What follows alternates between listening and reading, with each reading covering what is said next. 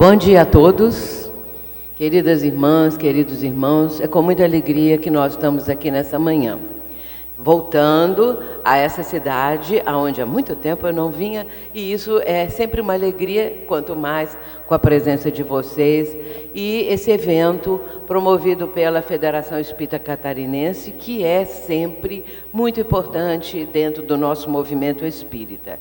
E com a alegria de estar aqui da nossa querida amiga Esther, de muitos anos, né, Esther? Então isso é, de vez em quando a gente encontra, e esse afeto e esse carinho estão presentes. Nós vamos falar sobre o Código Penal da Vida Futura e as tragédias coletivas. O Código Penal, a primeira vez que eu li a respeito do Código Penal, isso já vai um pouco de tempo. Na minha vida, hoje em dia, tudo tem para mais de décadas, então é uma coisa um pouco estranha. Mas há décadas eu li o Código Penal da Vida Futura e me entusiasmei muito, gostei muito. E a partir daí, sempre que posso, eu procuro falar um pouco a respeito do Código Penal, porque ele nos dá uma visão muito clara a respeito da mecânica da justiça divina, da questão das provas, das vivências da pessoa e aquilo que ela encontra quando desencarna. Traz, assim, um conjunto de ensinamentos. São 33 itens importantíssimos. Nós vamos abordar, claro, só 3 ou 4, porque não teríamos tempo para trazer um número maior. Porém, gostei muito de ouvir o nosso querido Álvaro Crispim, porque ele falou aquela parte final dos itens principais para que a questão da vivência, a questão da justiça, a questão da lei de ação e reação acontecem ali naqueles itens do Código Penal muito esclarecidamente. Nós vamos começar falando alguns desses itens. E lembrando que, quando observarmos determinados aspectos do Código Penal, é importante verificarmos que, em O Livro dos Espíritos, nós encontramos a respectiva explicação, aliás, antecedendo ao livro Céu e Inferno, que é o 4º da codificação. E aí eu quero dizer também, aproveitando, que é pouco conhecido no meio espírita. No meio espírita não se estuda muito, a gente não ouve falar quase nada acerca do livro Céu e Inferno. Mas é um livro interessantíssimo, muito bom, e se as pessoas gostam, lembram daquelas cartas consoladoras do Chico Xavier, em que os depoimentos dos filhos, dos parentes, dos familiares, aquelas criaturas que ali estavam buscando alguma resposta, alguma explicação, é claro que as cartas consoladoras traziam essas explicações, não apenas mostrando ali a autenticidade daquilo tudo que a doutrina espírita apresenta, mostrando ali também a comprovação que a vida continua, daqueles detalhes todos.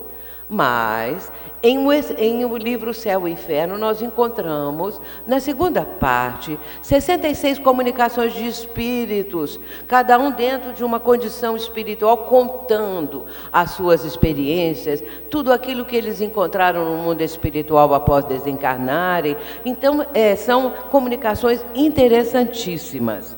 Eu me lembro que, até vou contar uma coisa aqui, eu me lembro que, nos anos 70, quando era presidente da FEB, um amigo nosso, Francisco Thyssen, ele me convidou para ir a Brasília, aonde ainda estava muito no começo a construção, só uma parte que estava pronta.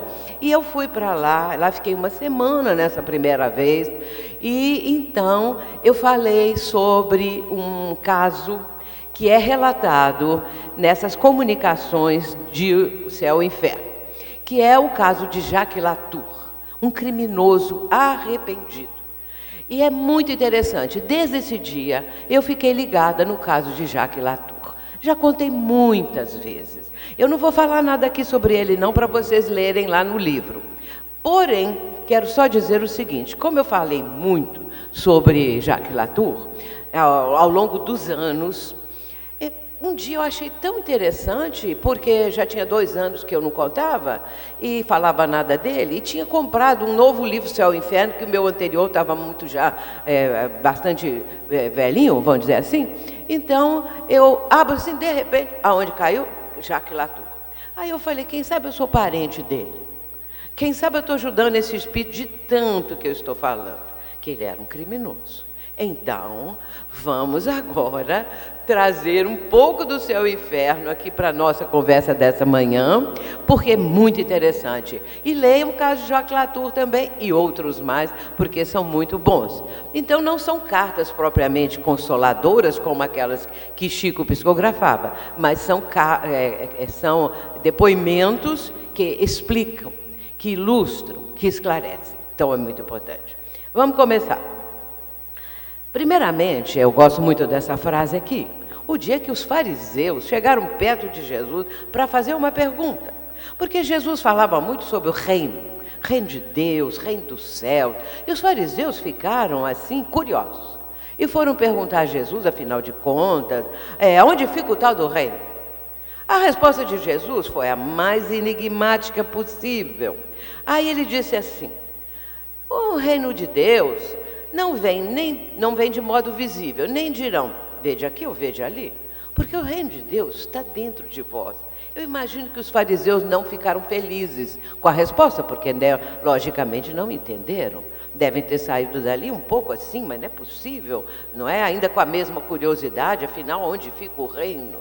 E Lucas 17, 20 e 21 vai mostrar para nós essa passagem. De uma forma ou de outra, nós também ficamos perguntando onde fica o reino de Deus.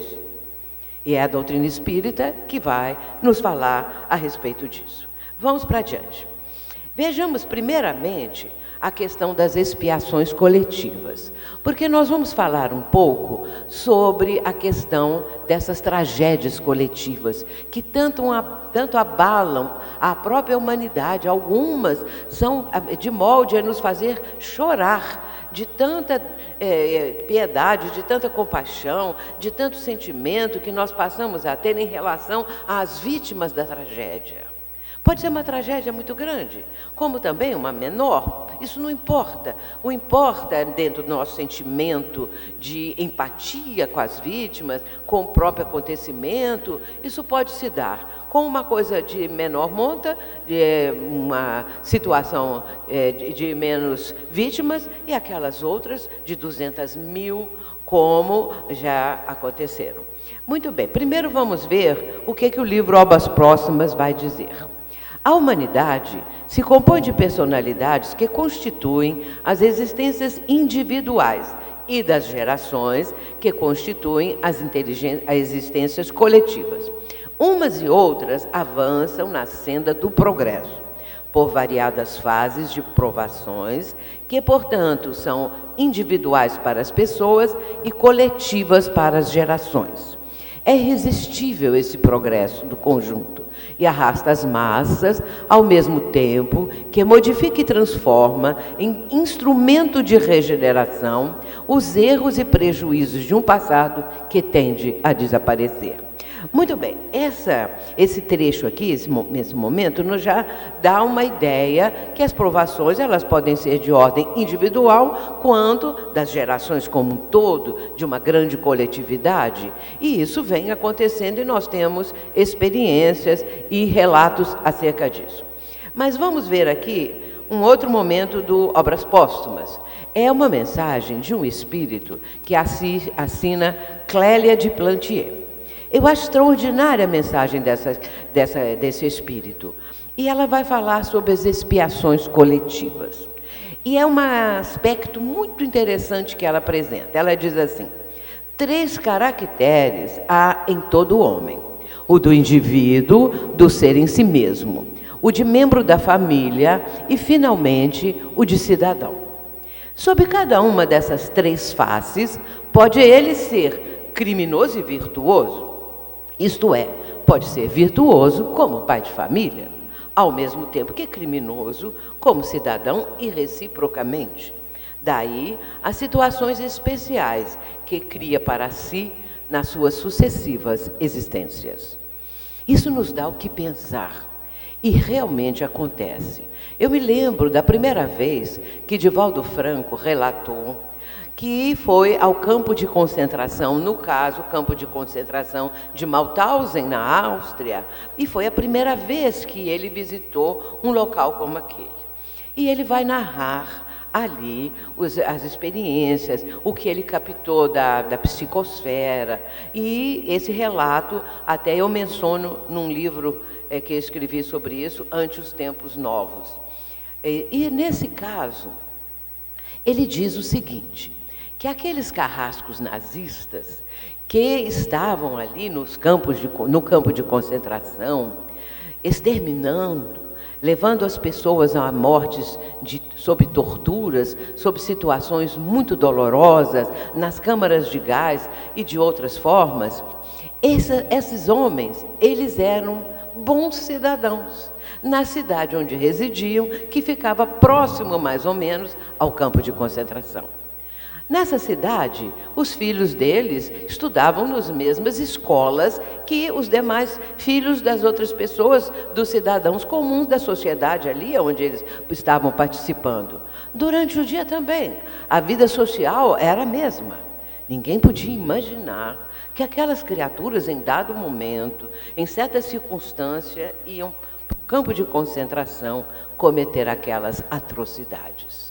Eram, portanto, pessoas como bons cidadãos, bons pais de família, e, no entanto, criminosos muito cruéis, realizando aquilo que era o propósito deles. Divaldo, quando falou isso, realmente encaixou perfeitamente aqui no que a Clélia de Plantier nos está mostrando, porque isso acontece. E em menor condição, vamos dizer, uma condição mais adequada aos nossos tempos, apropriada aos nossos tempos, muitas pessoas podem ser, socialmente falando, podem ter, assim, uma apresentação, vamos dizer, máscara, não é? De ser uma pessoa de um conhecimento, uma pessoa culta, ou uma pessoa muito educada, e vivem bem na sociedade. Porém, dentro de casas, são pessoas que o tempo todo atormentam a própria família. São péssimos pais de família. São péssimas pessoas no círculo familiar. E assim sucessivamente, ou assim em outros aspectos, o ser humano pode passar por tudo isso. E nós vemos que cada uma dessas apresentações, dessas experiências, denotam, quando é o lado negativo, aquele lado sombra, do qual Carl Gustavo Jung nos fala, que nós temos um lado sombra.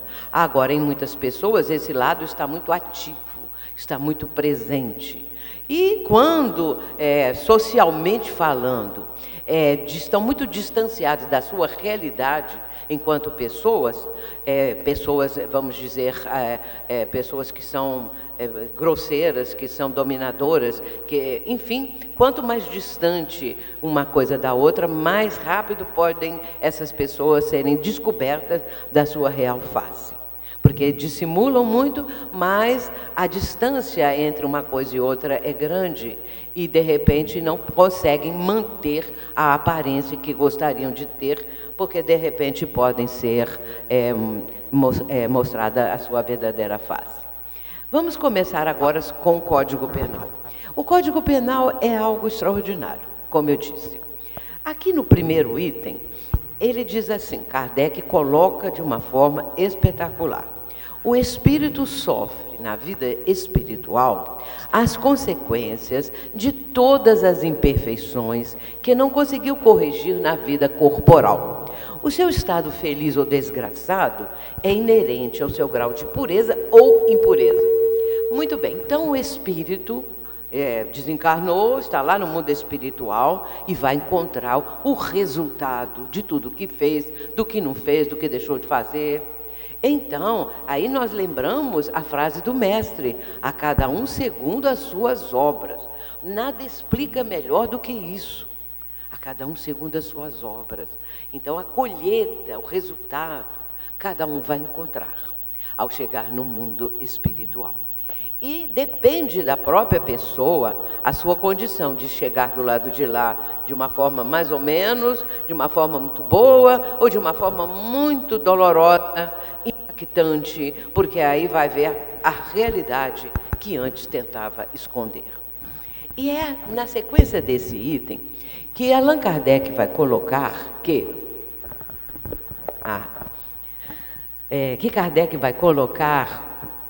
que muitas vezes, não é, o espírito, chegando do outro lado da vida e se defrontando com a sua realidade, aí nós podemos fazer conquistar em O Livro dos Espíritos, porque no seu estado feliz ou desgraçado.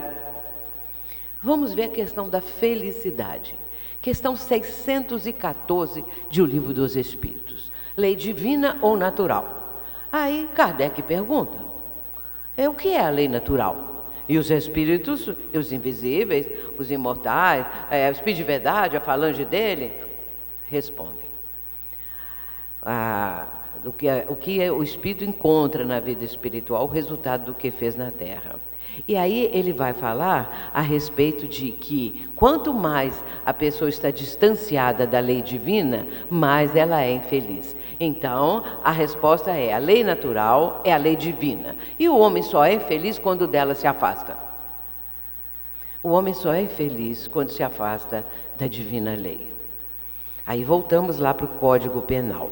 Allan Kardec coloca da seguinte maneira: toda imperfeição é causa de infelicidade.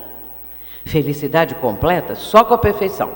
E uma pessoa que tenha 10 faltas, 10 deficiências, imperfeições, essa pessoa, se ela vence 4, ela já fica mais perto da felicidade. E aí, trazendo isso para nós, podemos nos analisar quantas imperfeições nós trazemos e que precisamos trabalhar, que precisamos superar. E vamos começar essa nossa vivência de conscientização das nossas imperfeições para sermos mais felizes. Vamos vencer uma, outra, e vamos assim, na nossa jornada, o que nós pudermos fazer de melhor, para que consigamos nos aproximar um pouco da felicidade. Na sequência, o item 8. Sendo infinita a justiça de Deus, o bem e o mal são rigorosamente considerados, não havendo uma só ação, um só pensamento mau que não tenha consequências fatais. Como não há uma ação meritória, um só bom momento da alma que se perca. E a gente pensa que tem hora que fazemos as coisas ocultamente, que ninguém fica sabendo.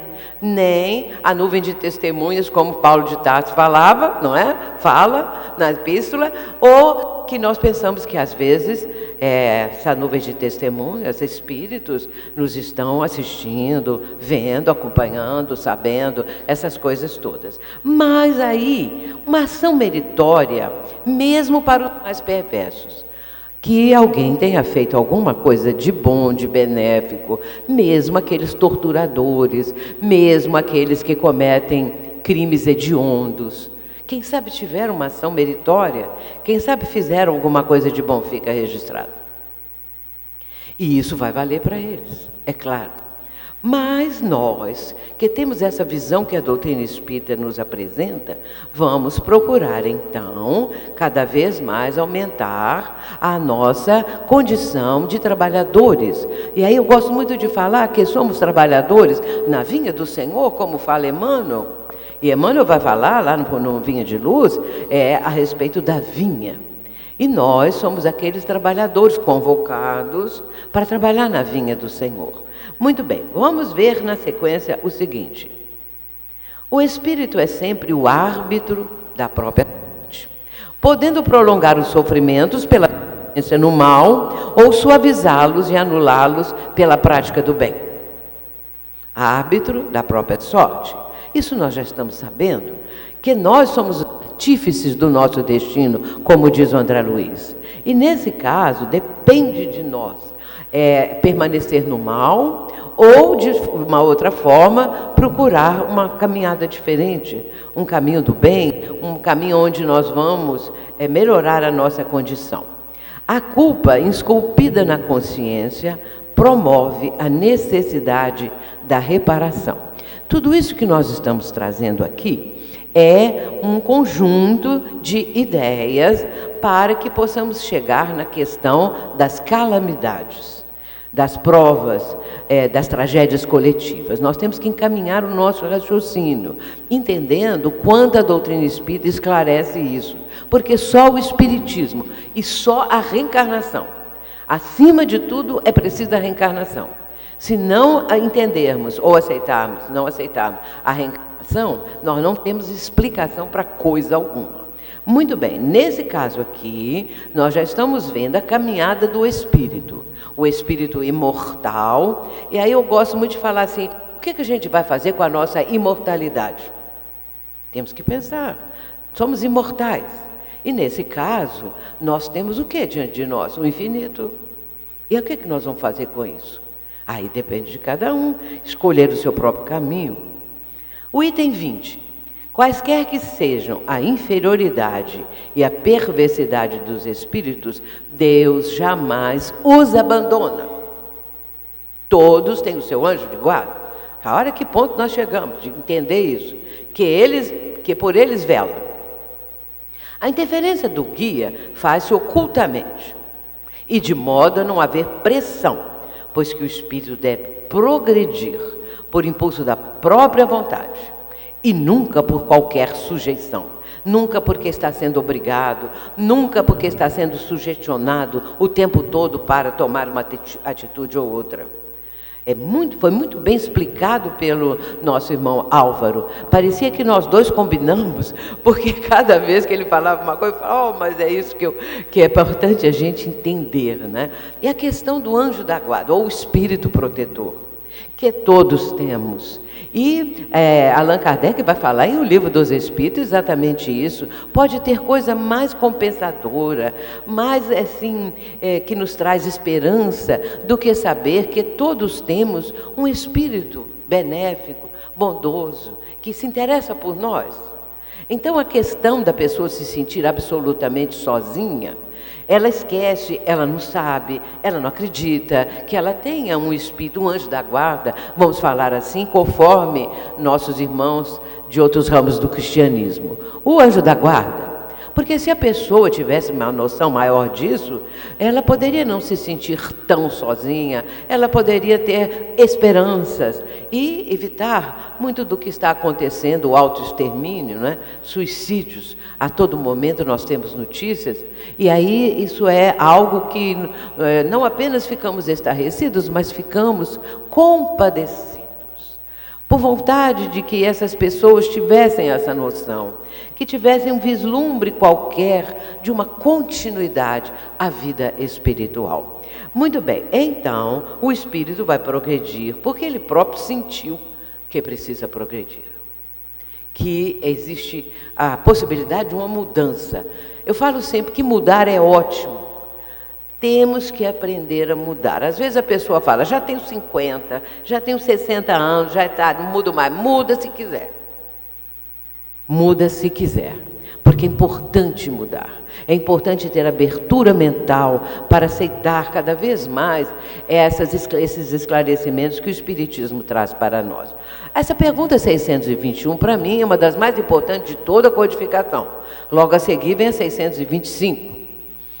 Muito bem, então, a 621. Onde está escrita a lei de Deus? Olha que ideia de Kardec fazer uma pergunta desse jeito. E aí lembramos que os fariseus chegaram perto de Jesus, onde fica o reino? E Jesus disse, o reino de Deus não está aqui nem ali, porque o reino de Deus está dentro de vós. E aonde está? A consciência, aliás, a lei de Deus na consciência. E nós já ficamos a pensar, seria no cérebro, nos neurônios, nos dendritos, seria ali? Bom, o espírito, ao desencarnar, após a morte do corpo físico, o espírito está pleno na sua condição intelectual, como ser dirigente da criação, como ser que já tem uma vivência através dos milênios de experiências reencarnatórias. Portanto, o Espírito já traz esse cabedal de conhecimentos. Eu gosto de falar uma frase do Humberto Roden. Humberto Roden, um autor espiritualista. Ele fala assim: até hoje ninguém morreu. Sim, ninguém morreu. Nem o homem das cavernas. Por quê? O que morreu foi o corpo físico. Hoje, nosso corpo físico vai se extinguir, mas nós vamos continuar vivos, mais vivos ainda do que antes, porque o limite do corpo físico nos impede os voos maiores do espírito imortal. Então, nós temos que entender isso, ninguém morreu. O nosso corpo vai se deteriorando pelo tempo, e é claro e é benéfico, porque aí nós vamos nos despedir dele. E vamos para a vida espiritual, mas depende de nós ser feliz ou infeliz, conforme fala o Código Penal. Onde está escrita a lei de Deus, todo mundo já sabe, na consciência. Na consciência. Será o reino de Deus? O reino de Deus. O reino de Deus não está aqui nem ali. O reino de Deus é tão importante que Jesus colocou na prece do Pai Nosso: venha a nós o vosso reino. O reino de Deus é uma pergunta. E é uma reflexão para nós. Continuando. A Joana vai dizer da seguinte maneira, explicando a consciência. A consciência não é inteligência no sentido mental, mas a capacidade de estabelecer parâmetros para entender o bem e o mal, optando pelo primeiro e seguindo a diretriz do equilíbrio, das possibilidades latentes, desenvolvendo os recursos atuais em favor do seu futuro, do seu vir a ser. Vejamos que ela fala a consciência nos seus variados níveis, consubstancia a programação das ocorrências futuras, através das quais conquista os patamares da evolução. Está no livro dela, Momentos da Consciência. Mas quero falar uma coisa. Agora mesmo, no slide anterior, eu falei, Kardec, a pergunta notável: onde está escrita a lei de Deus? Escrita a lei de Deus, ou esculpida. E aí, ao ano passado, faleceu um jornalista que eu nunca tinha ouvido falar, porque eu não tenho conhecimento desse setor, da sociedade. Então, um jornalista famoso. E ele, Antônio Drummond. E ele desencarnou, e naqueles dias trouxeram muitas frases de autoria dele. E uma das frases eu peguei para mim, porque ele fala assim: o importante é a pergunta. Eu achei isso fantástico, que eu sempre falo que Kardec, ao fazer a pergunta, ele sabia a resposta. Só quem sabe a resposta sabe fazer a pergunta, senão não sabe.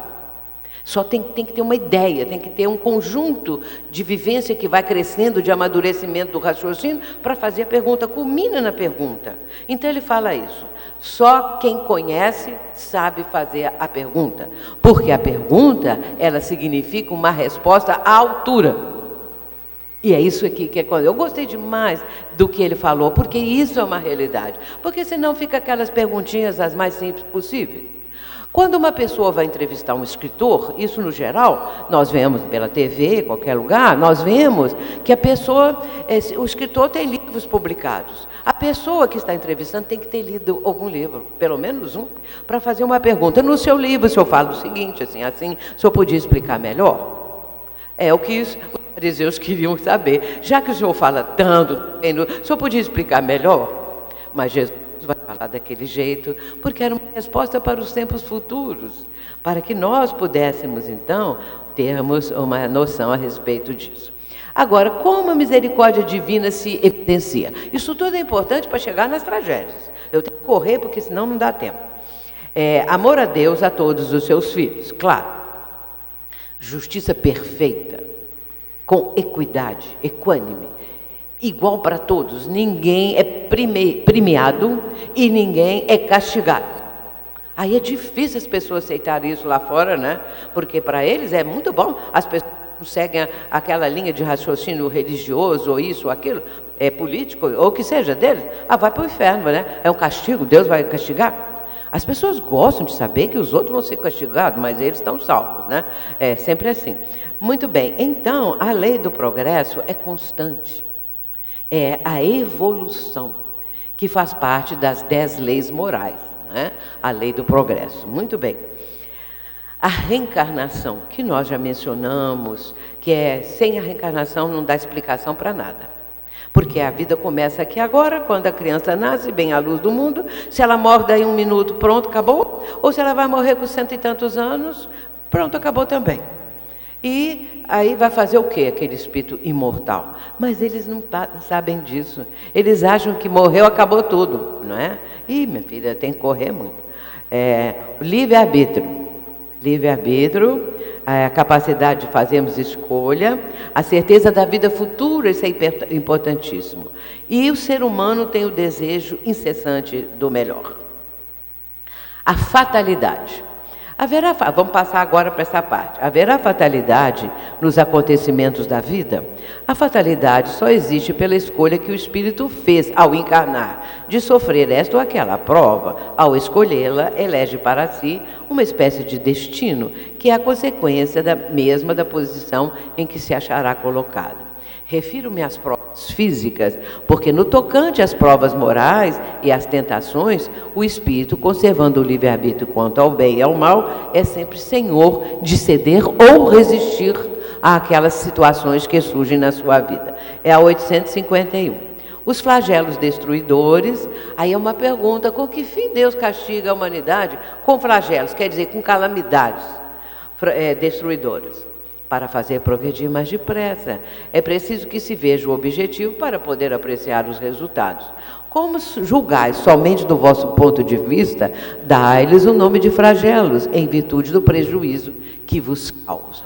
Muitas vezes esses transtornos são necessários para que mais depressa se chegue a uma ordem melhor de coisas e para que se realize em alguns anos o que teria exigido muitos séculos. 737. A questão de O Livro dos Espíritos. Kardec esclarece: quer a morte venha por flagelo ou por uma causa comum, ninguém deixa de morrer quando houver soado a hora da partida. A única diferença em caso de flagelo, de uma calamidade, uma catástrofe, é que parte ao mesmo tempo o maior número de pessoas. O Livro dos Espíritos é uma nota de Kardec, a questão 738, letra B. Muito bem, então vamos ver agora a questão das desencarnações coletivas. Mas antes, eu não posso deixar de falar, mesmo que eu avance 5 minutos, porque eu pedi 5 ou 10 minutos ali, então tá bom, combinado? Então é o seguinte: bala perdida. A questão da bala perdida.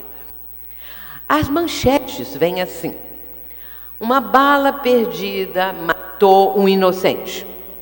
Isso tem para todo lado. Era um bebezinho, estava no colo da mãe. A bala atingiu a cabecinha do bebê e ele morre. Era um inocente, porque é mais inocente que um bebezinho. Ou um ancião, ou qualquer pessoa, era um inocente. Não tinha nada a ver com aquela briga, com aquela disputa, com aquela situação, matou. Agora vem a pergunta: era inocente? Era inocente? Não era. Por quê? Porque é um espírito imortal. Um bebezinho, um espírito antigo, às vezes mais velho que seus pais, mais antigo que os próprios pais. Ali está um bebê, um espírito que voltou e vai desencarnar desse jeito trágico. E aí vem a pergunta, então, para nós espíritos, tem gente que fala assim: era um criminoso, era um nazista, era um suicida, era isso, era aquilo. Não, não sabemos. Nós não podemos afirmar isso. Às vezes o espírito pediu para vir assim, para dar um salto de qualidade na vida dele, na trajetória dele, ou por causa de uma coisa qualquer, de um passado mais remoto. André Luiz vai falar sobre isso no livro Entre a Terra e o Céu, quando ele vai contar o caso do avião que caiu e matou 14 pessoas. Aliás, é muito interessante porque o benfeitor dessa obra, que agora não me lembro o nome, ele vai dizer para André Luiz que ele irá lá no local da tragédia para ajudar a libertar aqueles espíritos que ainda estão presos aos despojos carnais. Porém, André Luiz vai pedir para ir. E o que o benfeitor fala? Não, você não está preparado. Ele não tinha condições de ir porque ele não sabia fazer aquele tipo de trabalho ainda, não é? E aí ele tem uma resposta fantástica. Ele fala assim: o desastre foi o mesmo para todos, mas a morte é diferente para cada um. Sim, porque cada um está num nível evolutivo. Todos morreram ali, né? Perderam o corpo físico, mas espiritualmente falando, o desastre era diferente para cada um. A morte ali naquele momento. Então, no caso, se nós... E aí, dois espíritos que estavam ali, contam um caso seguinte, em outro momento. O Lucas e o Ascânio, eles tinham na vivência anterior deles cometido alguns crimes. Então eles julgavam pessoas no alto daqueles castelos, né? Eles julgavam lá embaixo e as pessoas morriam despedaçadas. Então eles não podiam continuar a escalada evolutiva deles enquanto eles não reparassem aquilo. E aí eles vão se preparar e depois eles vão desencarnar, também é o caso deles, né, que eu estou acrescentando, através de um desastre de avião também.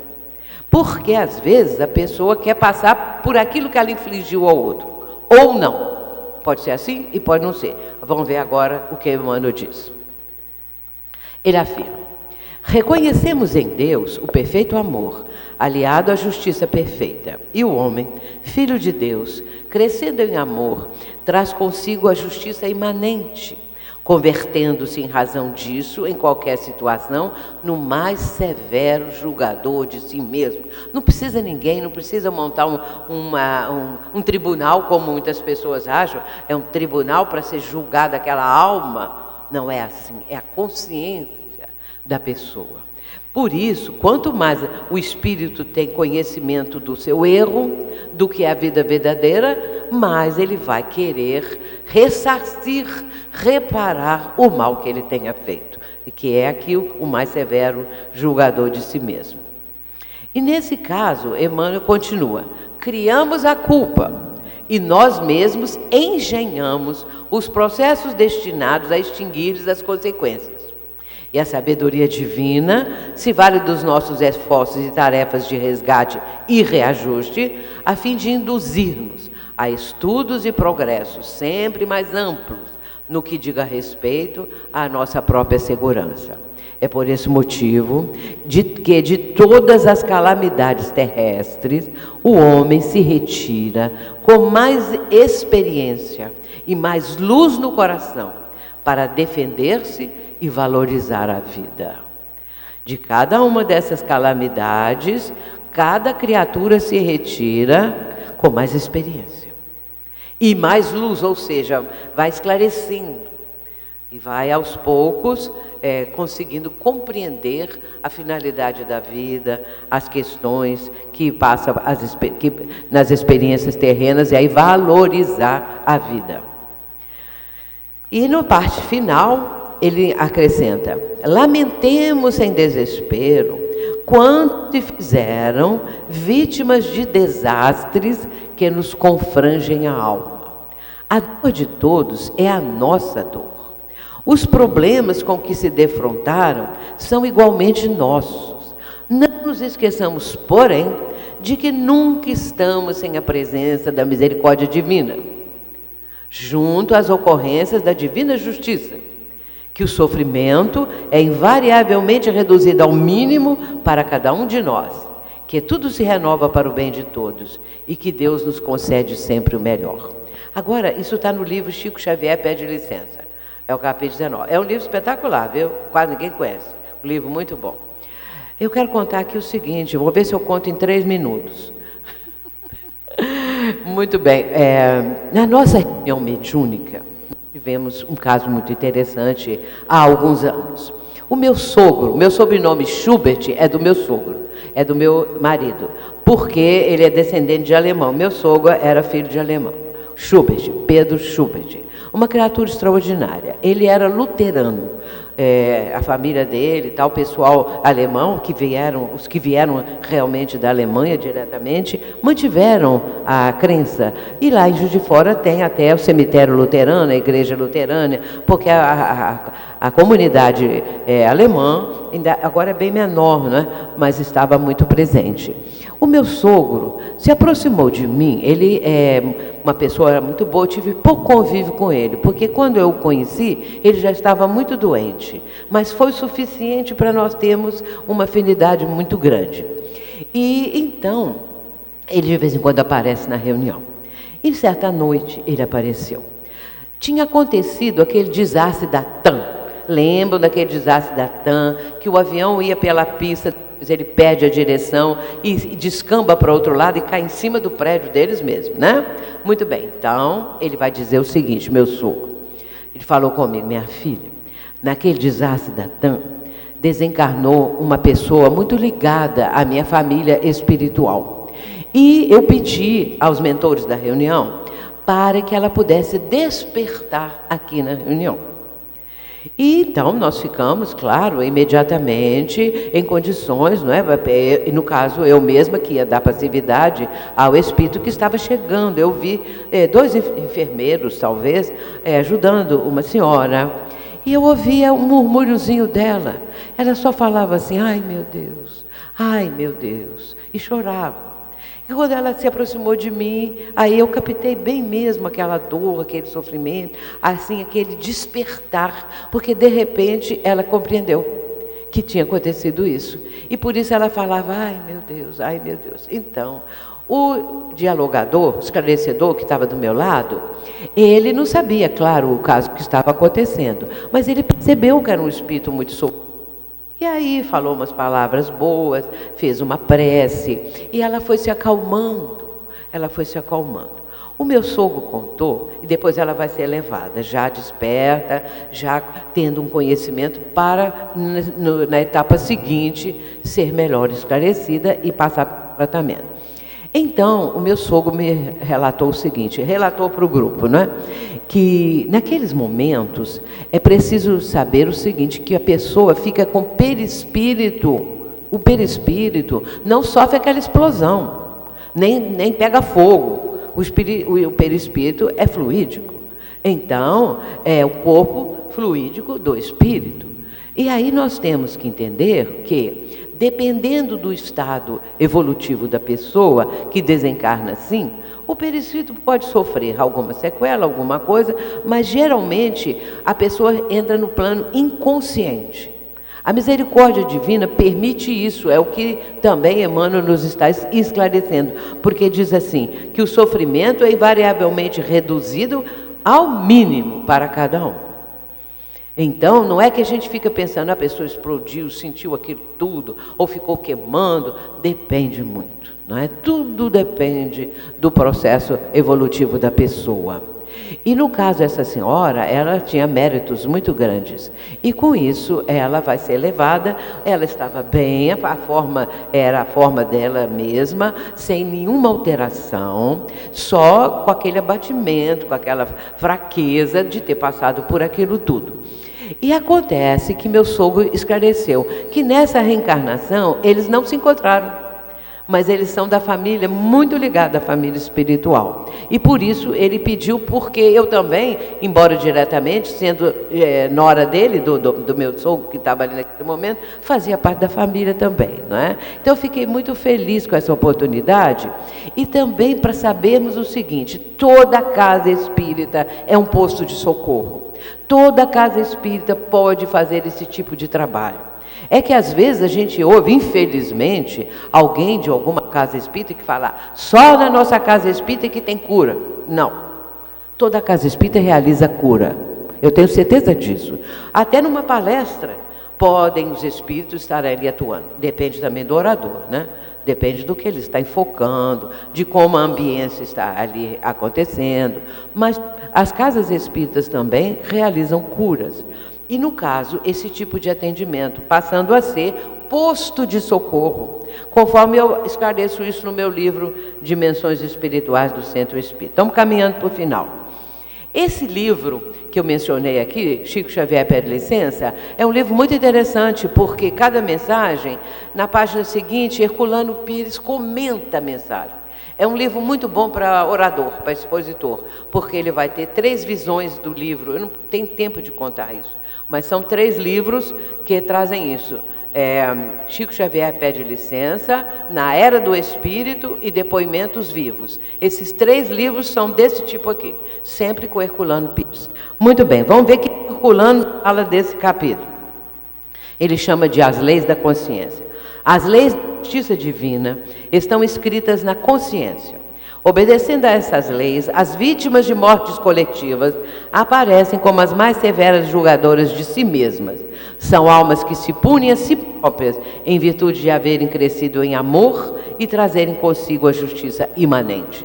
Se no passado errado, agora surgem como heroínas do amor no sacrifício reparador. Ou seja, são espíritos que já caminharam mais, já tiveram uma vivência, que já deixaram para trás muito dos erros, pararam, e agora falta esse mais momentoso, mais necessitado, ou então pedindo para passar aquilo. O Espírito pode pedir para passar aquilo, para que ele possa também dar um salto na sua caminhada evolutiva, para dar um exemplo, para qualquer coisa. E aí ele acrescenta, para encontrarem um alívio da consciência, elas sentem necessidade determinada paixão de passar pelo sacrifício que impuseram aos outros. Mas o que é esse sacrifício passageiro diante da eternidade do Espírito? Eu substituiria por imortalidade. A misericórdia divina se manifesta na reabilitação da alma após o sacrifício, para que possa atingir a felicidade suprema na qualidade de herdeira de Deus e co-criadora de Cristo, segundo a expressão do apóstolo Paulo. Chico Xavier pede licença, capítulo 19, esse é o Herculano Pires. Muito bem, então, nós temos uma outra visão das tragédias coletivas. É tragédia, olhando assim, mas para o espírito é reparação, é oportunidade de crescimento, é reabilitação, é uma série de situações que para o espírito favorece. Mas quem pensa nisso? Não é? Quem pensa, quem sabe, quem conhece, só a doutrina espírita. Só a reencarnação, porque isso, meus irmãos, alivia o peso da dor que os familiares dessas pessoas sentem. Aquela dor. Por quê? Qual é a pergunta que todos fazem? Por quê? Por que aconteceu isso? Então, resumindo o Código Penal, arrependimento, expiação e reparação constituem as 3 condições necessárias para pagar os traços de uma falta e suas consequências. O arrependimento suaviza os traços da expiação, abrindo pela esperança o caminho da reabilitação. Só a reparação, contudo, pode anular o efeito, destruindo a causa. A reparação consiste em fazer o bem àqueles a quem se havia feito o mal. E agora, encerrando, essa reflexão aqui é minha mesmo. Vamos encerrar com Cristo Consolador. Eu gosto muito dessa passagem. O vinde a mim. Vinde a mim todos vós, que estáis aflitos e sobrecarregados, que eu vos aliviarei. Tomai sobre vós o meu jugo, e aprendei comigo, que sou manso, brando e humilde de coração, e achareis repouso, descanso para as vossas almas, porque comigo suave é meu jugo e é leve o meu fardo. Vinde a mim. Jesus nos está convidando, meus irmãos. Vamos refletir sobre isso. Podemos ir até Ele, mentalmente, vibratoriamente. Vamos procurar atender o Mestre, porque Ele nos espera, Ele nos aguarda. Isso está em Mateus 11, 28 a 30. Essa é a palavra de Jesus como o Cristo Consolador. É bom ler o capítulo 6 do Evangelho segundo o Espiritismo, o Cristo Consolador.